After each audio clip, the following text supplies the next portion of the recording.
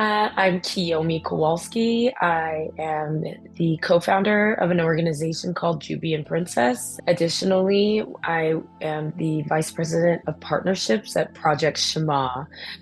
Shema meaning to hear, to listen, to understand. We help Jews and allies become more confident and competent at addressing anti-Semitism when it presents in our activist spaces. Okay. And you are Jewish yourself? Yeah. Specifically, the type of anti-Semitism that we address is different and requires different interventions than what you would see on the far right.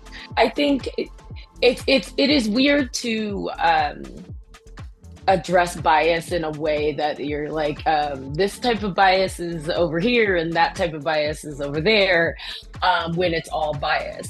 And that is true. It is all, in fact, bias, but the motivations are different. Some of these ideas about Jews are perpetuated in service to others, meaning protecting groups. Right now, what we're seeing is people using rhetoric that marginalizes or dehumanizes or demonizes Jews so as to protect Palestinians. While my organization, Project Shema, does not educate on the conflict itself, we are specific about educating around the language used to advocate against what happens during the conflict. That whole even concept of Judaism in progressive spaces, or Jews not being included in DEI, which was a total I had no idea. And that's what makes left-wing anti-Semitism so insidious, is because it is difficult to name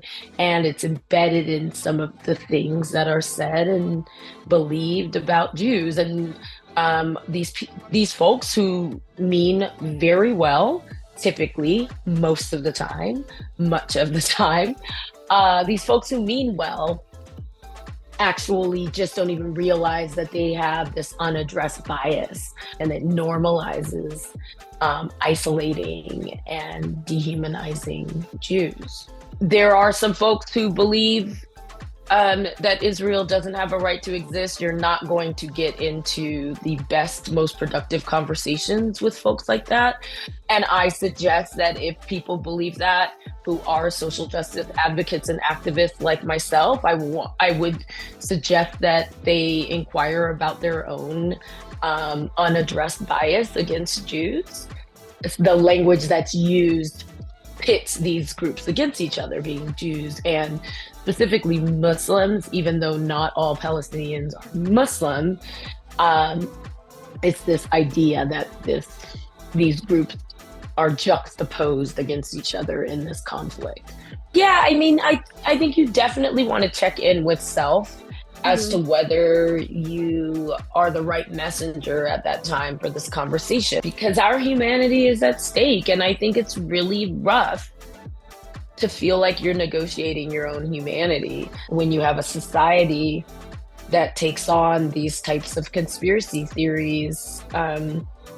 We're seeing a steep decline in democracy when anti-Semitism is allowed to proliferate. And we can trace that back unfortunately, over and over again. When marginalized groups are pitted against each other, the only person who wins is the oppressor.